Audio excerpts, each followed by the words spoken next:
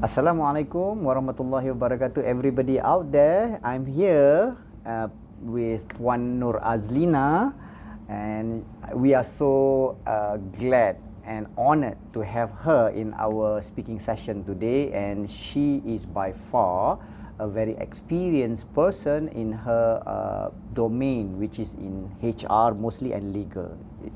And her name is Nur Azlina Mohd Yazid.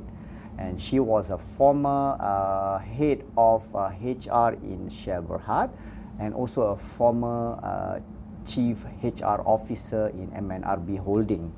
And we are delighted to have her in this session for us to pick her brain lah, most probably, and to be leading us here with her tons of experience, how she dealt with all her business challenges when she was in the corporate organization. So Puan Azlina, thank you very much for having thank you. Us around, having you to know what are the things that you have done for the nations, and maybe one or two things that we can learn from your past experience. Maybe you can give us one or two examples that you have had in the past for the question that I'm about to ask you. And also at the end, maybe you can leave a little bit of a tips and tricks on the future HR leaders out there who would want to be successful in their work. What would be your tips that you can leave behind? So Puan Azlina, this question that I have in my mind is, how do you build a workplace culture where employees feel genuinely valued and heard? This is very favorite questions, right? Yeah. So let us through. Okay. First of all, Assalamualaikum. Thank you for having me. You're welcome. It's a pleasure. It's our honor as well. Yeah, to be with Lumeminds.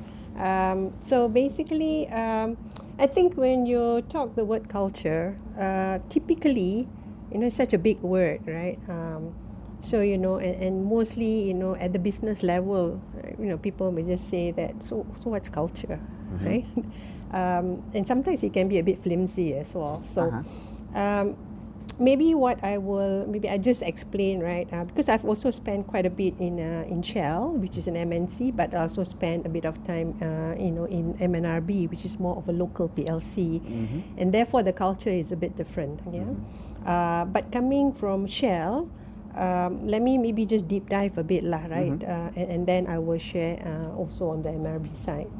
So culture in Shell, how you define culture is actually a set of mindset and behaviors that shapes, right, the way the work is done, and also how the decision is being made.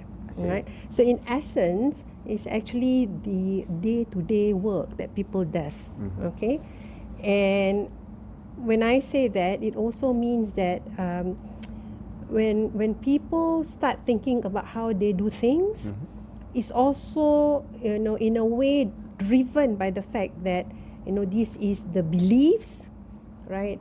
And these beliefs drives that behavior. So it's important to ensure that at the end of the day, you have the right values, right? Because the right values then actually translate into beliefs, right? And therefore then it also becomes your habit. Okay. So and the thing about culture is that, if you walk into some of the organizations, right, you'll see nice posters, right, and sometimes they are just statements, right, and they have nice value statements, but are people really living and breathing, right, those statements, those values, or is just nicely up there, right? Them, right? Yeah. Right. So I think then, one of the things that is important for me, for the leaders, is actually to create a psychological safe environment, right? Okay. And we can talk about, what psychological safe environment is another topic altogether. But this is one of the things that I see in MNC, especially in Shell. They drive it, right? Not just because Shell is an oil and gas and therefore it's high risk, right? But it's really about ensuring that at the end of the day, you are providing a platform, an environment, right, where people feel they can speak up. Right, where they can actually, they don't have concerns in bringing up, right, some of their fears, right, some of their issues, They will not be penalized. And they of will what not they be say. penalized, Yeah. right? Without fear or reprisal, right? So basically that's the environment that we want to create, right? And I find that is a bit lacking, probably in a local context, as opposed to a global company. Yeah. Right, and it's also very important that the leaders are actually role modeling it, because at the end of the day, employee feels value if they are being heard. Exactly. Right? Exactly. And they know that, at the end of the day, their concerns are being addressed. Right? So they appreciate leaders who are able to communicate openly, who listens to them, right? Able to communicate openly, but also take action to address those issues, Exactly. right? And that is important because, you can, and I've seen that also in some organization where, you have all these employee engagement surveys, right? You've heard about employee engagement surveys. People do it year in, year out, year in, year out. And, like everybody else is giving their feedback and all of that. And then, okay, thank you very much. Check in the box, Check right? in the box, tick in the box, done. That's it. There's no follow-up, right? No values. There's no value. No values. There's no values. So it is important that, leaders and HRs work together, right, with the employees to understand deeper, right, what are some of the issues, right, what is causing it, what's the root cause. I give you a story, okay, That's a short nice. one. Yep. So this was when I was in Shell, right, and we had, unfortunately, it was during Chinese New Year, and we had one of the platform caught fire. But thank God, nobody was badly injured, and there was no fatality, right. But it has shaken, right, the organization, but also shaken the senior management and the leaders, right. And so what did my most senior leader that did, who was our boss, right? He's the leader. He's the leader of that leadership team. Instead of pointing fingers, right, at the workers, or instead of pointing fingers at the senior GM, he said, "Okay, guys, I'm going to call all my leadership team together. Come to my place, to his house, and we're going to look, right, and see what what actually happened. But more importantly, we are all this as one family, right? So how are we going to work together to resolve this issue and help, right, the senior GM here?"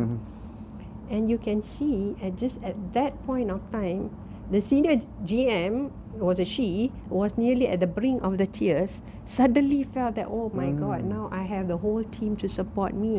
We're here together to actually work to resolve, and nobody is going to blame her. See? So that's the culture, right? They build trust.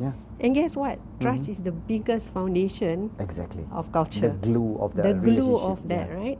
So, that's why for me it's important that, as a leader, your job is to make sure that at the end of the day, you role model it, right? You create the environment, right? Walk the talk. And you walk the talk. Yeah. Absolutely, right?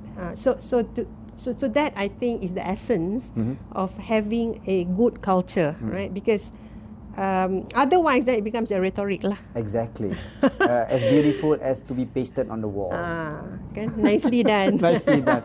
And thank you very much, Puan Thank Azlina, you. for your line of thoughts. And I really believe in what you say, and in my line of thought as well, that if it is not being cascaded down from the very top to the bottom with that attitude, and people underneath of the leaders, they will not listen to preachers. Absolutely. But they want to see whether it is being taken as an action from the leader himself or not, right? So Absolutely. therefore, I mean, as a parents of the companies, and so we should walk the talks. Completely agree.